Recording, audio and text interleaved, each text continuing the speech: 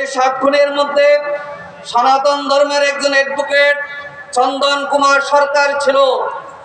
আমরা এই 7 খুনের যে বিচার হয়েছে, যেটা এখন হাইকোর্টের সুপ্রিম কোর্টে আছে, এই বিচার নিশ্চিত করার জন্য বর্তমান সরকারের প্রতি দাবি জানাচ্ছি। সংগ্রামী ভাই ও বন্ধুগণ, বিচার সংস্কার হইতে হবে, কারণ এই সংস্কার না করার কারণে 2014 সালে ভোটারবিহীন নির্বাচন হয়েছিল, 2018 সালে নির্বাচন হয়েছিল বিরোধী দল ছাড়া, বিরোধী দল সহ নির্বাচন হয়েছিল। সেই নির্বাচন হলো নিশিরাত্রের নির্বাচন।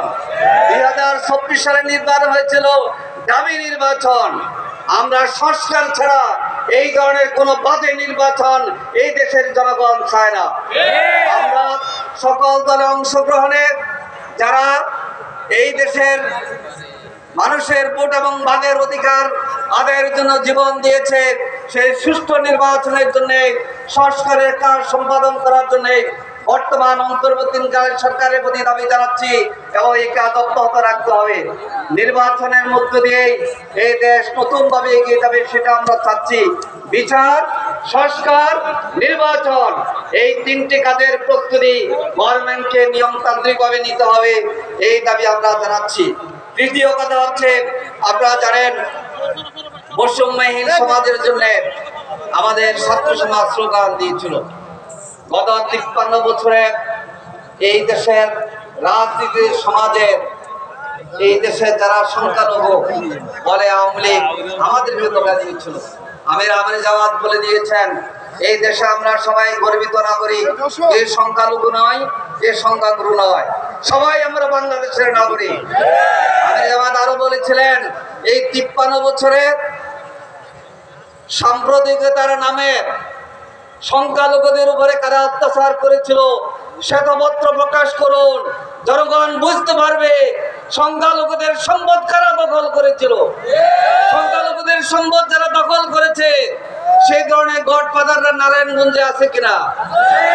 তাই আমরা বলবো 53 বছরের ইতিহাস সাক্ষী বাংলাদেশ জামাত ইসলামী এই দেশের মানুষের কল্যাণ এবং মুক্তির সংগ্রামী ছিল, সামনে আছে এবং ভবিষ্যৎ থাকবে ইনশাআল্লাহ।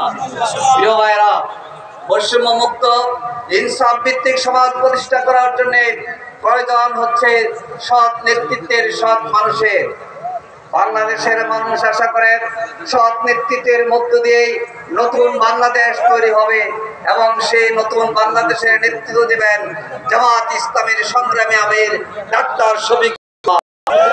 আমরা সকলের কাছে আবেদন রাখতে চাই, আসুন বিভেদ নয়, আমরা স্বৈরাচারের বিরুদ্ধে, পতিত স্বৈরাচারের বিরুদ্ধে ঐক্যবদ্ধভাবে সংগ্রাম অব্যাহত রাখবো। আর নতুন বাংলাদেশ গঠনে, সম্প্রীতির বাংলাদেশ গঠনে আমরা সবাই মিলে ঐক্যবদ্ধভাবে এগিয়ে যাব। আল্লাহ হাফেজ। বাংলাদেশ জিন্দাবাদ, বাংলাদেশ জামাত ইসলামী জিন্দাবাদ।